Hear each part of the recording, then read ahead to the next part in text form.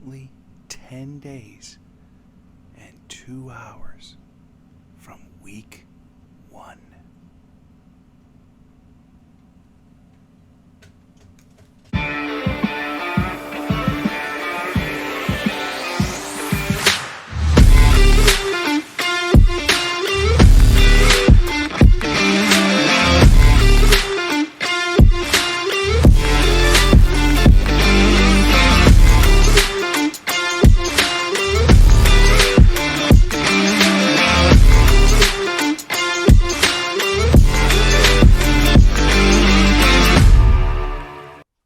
Welcome to another episode of Lombardi Time Brews. I am your host, John Delray. Today, we're going to be diving into a couple different topics, but like I said in the intro, we are now 10 days away from week 1 against the Minnesota Vikings. We have been waiting 355 days to hit this point. Now, just a little bit more. Just a little bit more. We just got to keep going. We're almost to week 1 and starting a whole new year. All that excitement we felt last year going into the year, it's all back. And so today we are going to be hyping up the schedule, diving in just a little bit to what I'm really hyped for and one game that I'm not at all excited for. But before we like the content of today, if you could please like, share, subscribe, even follow me on Twitter. My Twitter handle is right here.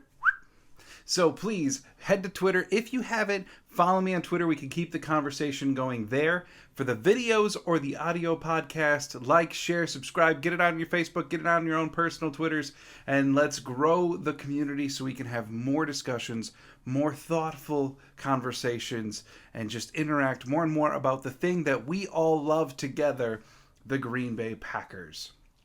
In addition, if you follow me on Twitter, you can ask me questions there anytime. I am going to be doing a mailbag for the first time next week, so I'm going to be actively seeking out questions from Twitter followers, or if you happen to get a hold of me through email. I always post my Twitter handle and email at the very end of my videos.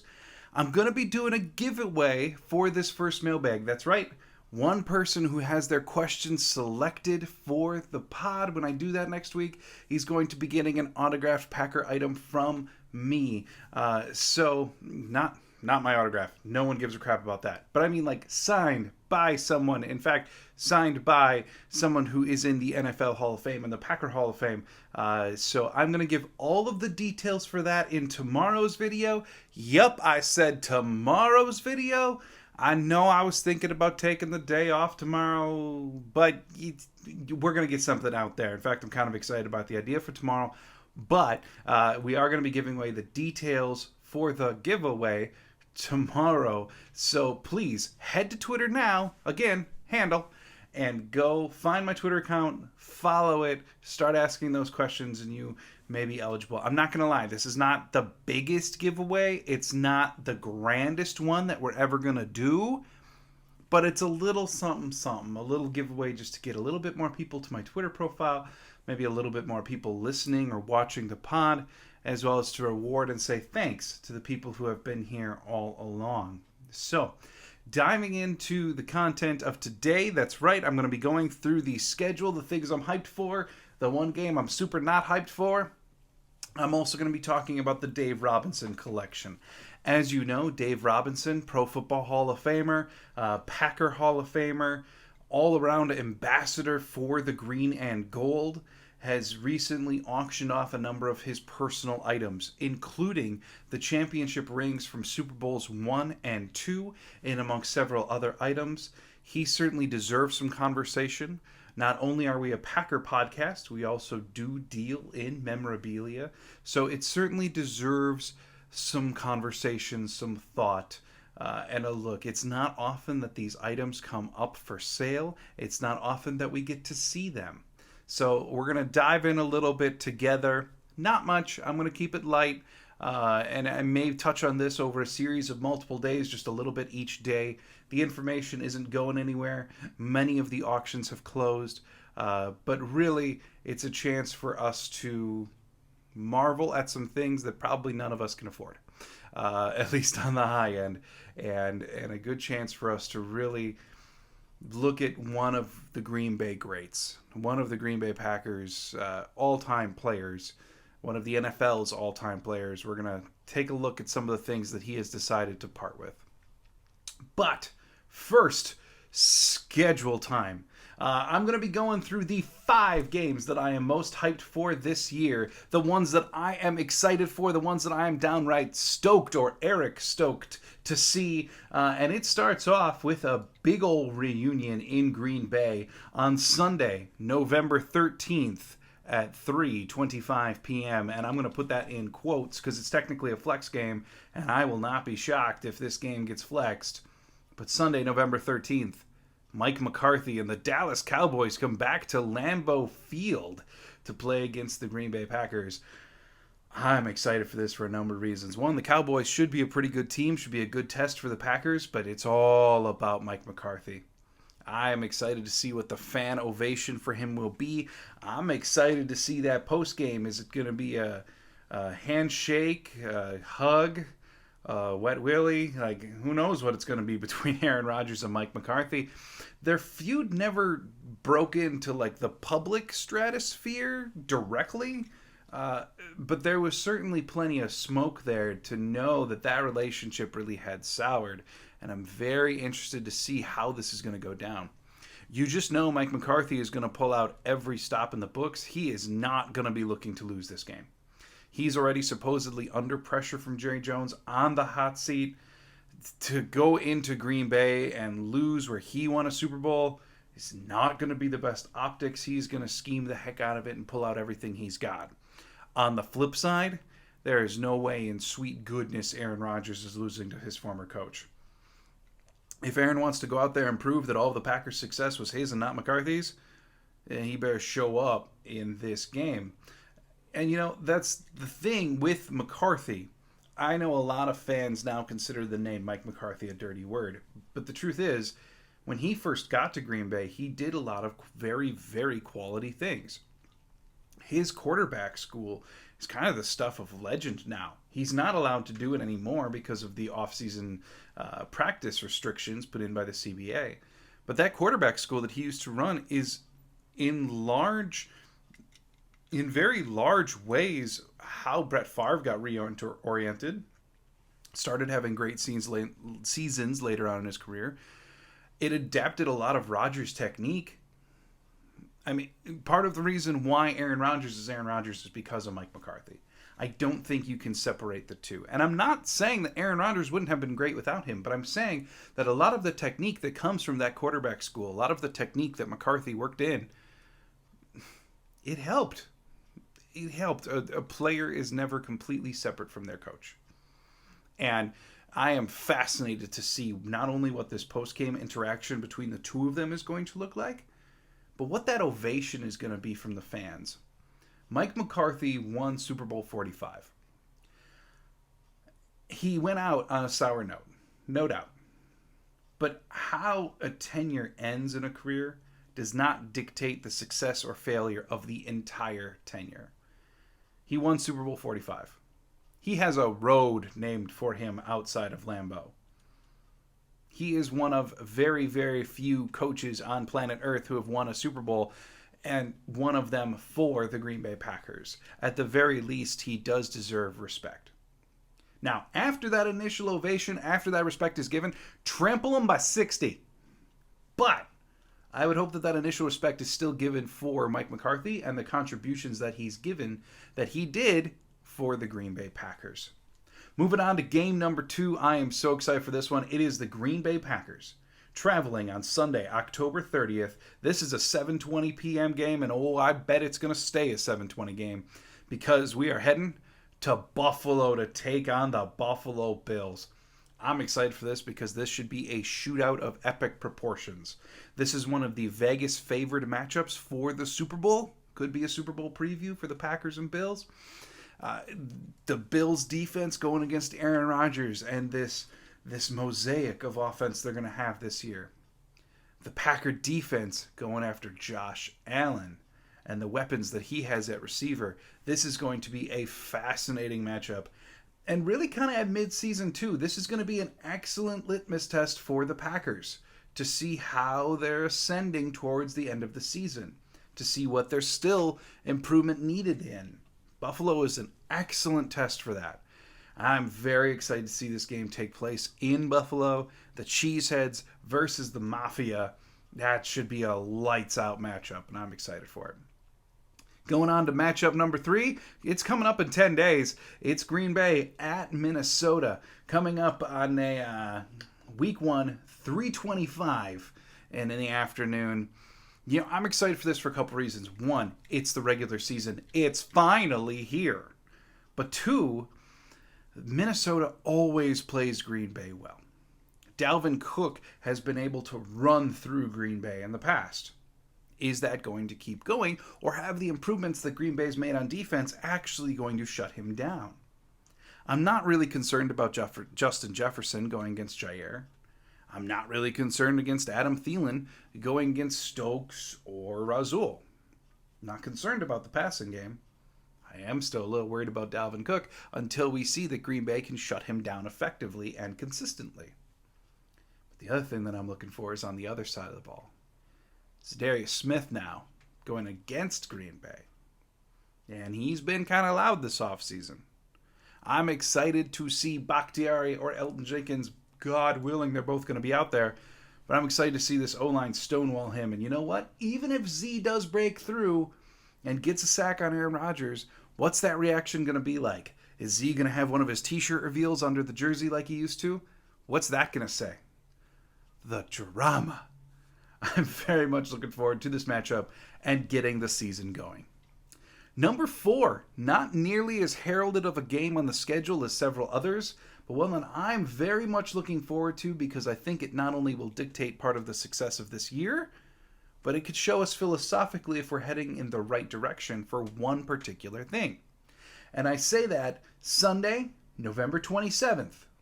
This is the game right after Thanksgiving. It's a 7:20 p.m. game, another Sunday Night Football. It's another flex game. It's probably going to stay at Sunday Night Football. But it's the Packers versus the Eagles in Philadelphia. Green Bay has stunk at defending running quarterbacks for years. I mean, we can go Colin Kaepernick, Mike Vick, even all the way back to Steve Young in the late 90s. It's just not our thing. And it hasn't been for a very long time. Well, now we're going against one of the premier running quarterbacks in the NFL this year in Jalen Hurts. Philadelphia has a fascinating offensive scheme that I'm really excited to see.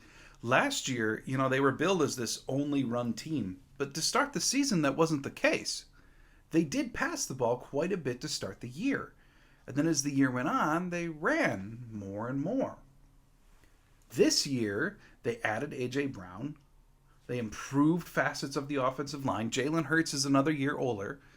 Are they still going to be that run heavy, or are they going to pass more? Is Jalen Hurts going to drop back more, which can lead to more scrambles, which the Packers have historically sucked at defending? Is that still going to be the case, or can the Packers actually shut this down? I'm excited to see. I think that this is a big, big test. And then number 5. This has got nothing to do with the opponent whatsoever. I'm just excited for the pageantry, the fanfare. Sunday, October 9th. Way too freaking early in the morning at 8:30 a.m. Get the Red Bulls ready, because at 8:30 a.m. the Green Bay Packers are playing the New York Giants in London. And I am so excited to see. I unfortunately cannot afford to go, but man, I am excited to see this. Just one of the NFL's iconic franchises, one of the most historic in the Green Bay Packers, going to one of the world's most historic cities in London.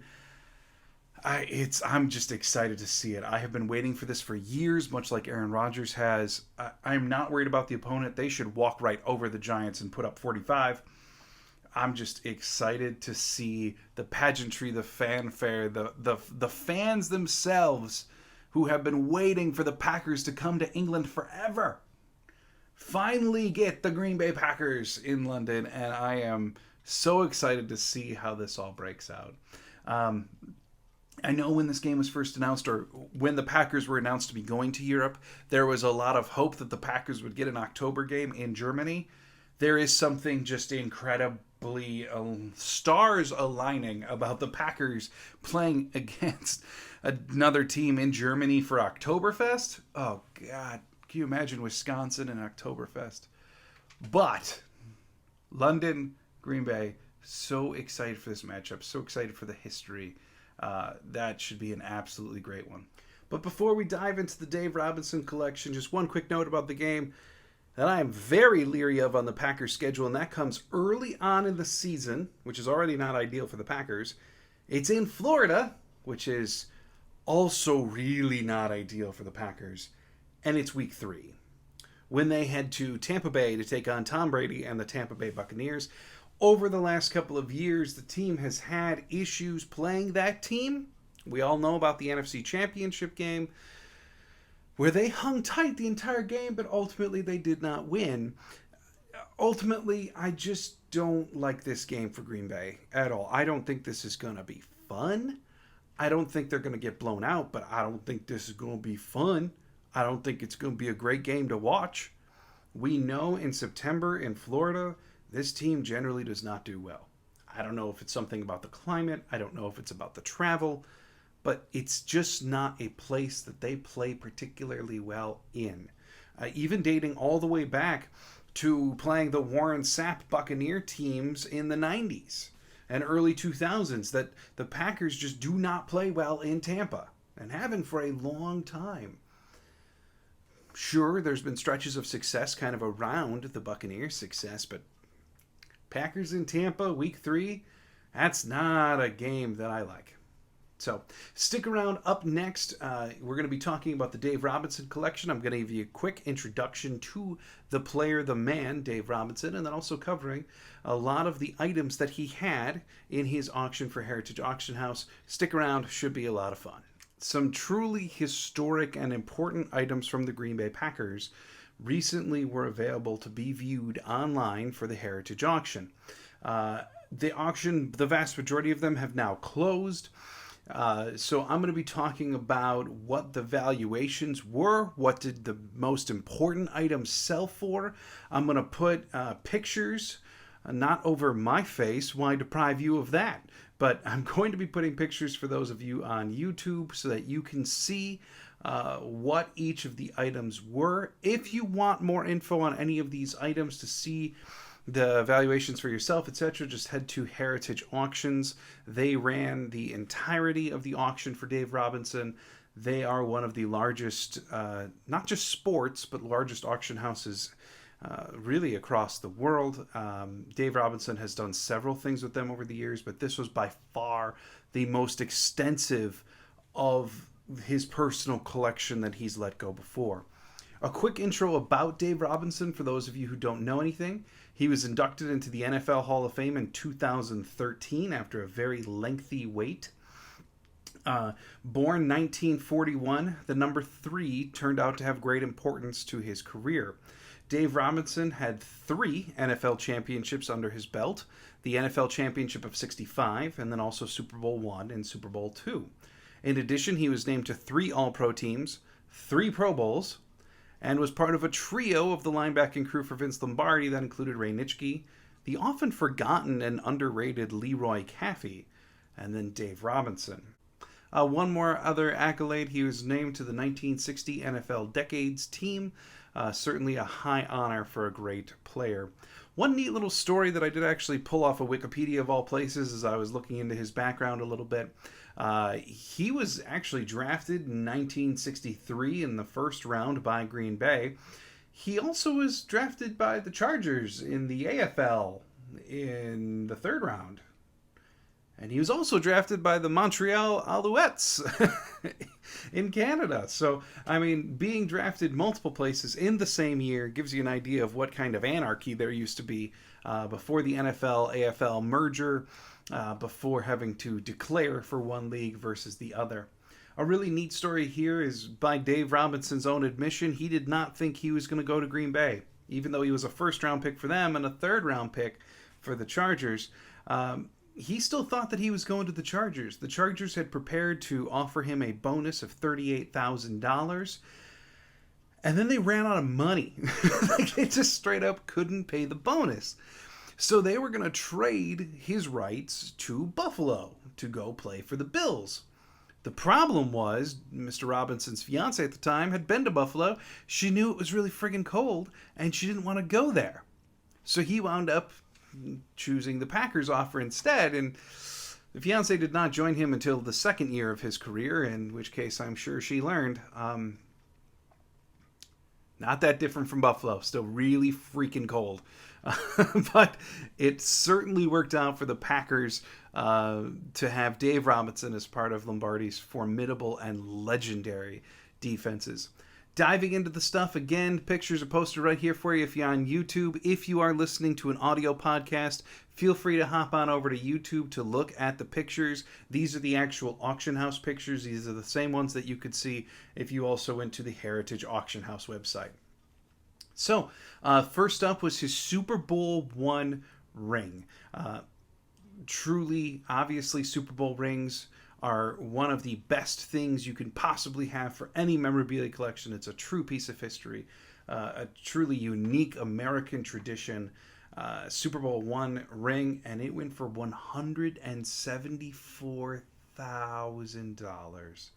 $174,000. His Super Bowl II ring was also up for auction, and it went for $174,000. Just amazing prices. Certainly, we love to see that for Mr. Robinson. Keep in mind, the players of today get paid astronomically more than they did. I mean, after he was retired, he wound up being an engineer for Schlitz, I believe the brewing company down in Milwaukee. He worked full-time for them for a long time thereafter. He had his own trucking distribution company. After he was done playing for the Packers, he maintained a full-time job, which is pretty... I don't know. You just can't picture it today, right? The guys make too much money. If they're going to work full-time thereafter, it's either as an entrepreneur where they own their own businesses, or it is just strictly in media. But he had to hold down a full-time engineering job, and then was a business owner himself later in life. Moving on to other stuff, his Packers Hall of Fame ring was up for sale. The ring he was given when he was inducted into the Packers Hall of Fame. That one went for $28,800. His kangaroo skin Super Bowl II cleats. These would be the cleats that he wore in Super Bowl II. I didn't even know cleats are made from kangaroo skin. Went for $15,000. His Super Bowl I ladies ring, I guess technically not his, but rings at that time, oftentimes, if the team didn't supply it, Lombardi did himself. The wives or fiancés of the players would also be given a championship memento. For Super Bowl I, it happened to be a ring. There were other things. You can see them in the Packer Hall of Fame, other things distributed to the women in the lives of the Green Bay Packer players. Coach Lombardi or the team always made sure to offer these up, and this was the ladies' ring for Super Bowl I. That fetched $5,640. I will say, gentlemen, if any of you are currently considering proposing, you could have gotten that as one hell of an engagement ring. Moving on, also, I know this isn't Packer related, but his College Football Hall of Fame ring was also auctioned off. That one went for $5,520. And then lastly, the last one I'm going to cover today, his 1969 All-NFL Team trophy. This is not All-Pro. This is not Pro Bowl. This was put out by CBS, the TV station, as to what their All-NFL team was. This was his personal trophy from the 1969 season. Went for $870. All told, I did read that for Mr. Robinson, this amongst several other items, garnered over $400,000 for him. And the big takeaway quote, the Green Bay Press-Gazette did a story with him right after the auction about why he got rid of such valuable things, such personal things. And this was his quote, and to me, this reveals much more about the man he is. Very indicative of his large picture viewing than just income. So this was his exact quote. I'll put it this way. I've got enough to do what I want to do, and you've got enough to pay for my funeral. That's all I wanted to do. Spoken like someone who truly wanted to take care of his family and ensure that he could enjoy the rest of his life like he so richly deserves. So, very happy for Mr. Robinson that this turned out so incredibly well for him. Very glad for the Packers that all of these mementos went for high prices, showing that the vintage and high-end memorabilia market is still very, very much alive. Still doing incredibly well for some of these one-of-a-kind items. Truly great to see in every regard. That does it for today's episode. I am so glad that you joined me for Lombardi Time Brews. Hope you enjoyed the schedule hype and the sad, and as well as some info about the Dave Robinson collection. I will pull out a couple other items from the collection to recap in the coming days as well, but make sure that you check out tomorrow's episode. In tomorrow's episode, I'm going to be going through some of the facts about the current team, as well as giving away the details for our very first giveaway for Lombardi Time Brews. So please follow me on Twitter, join in the discussion, and let's build a Packer community together. Thank you so much. Have a great day.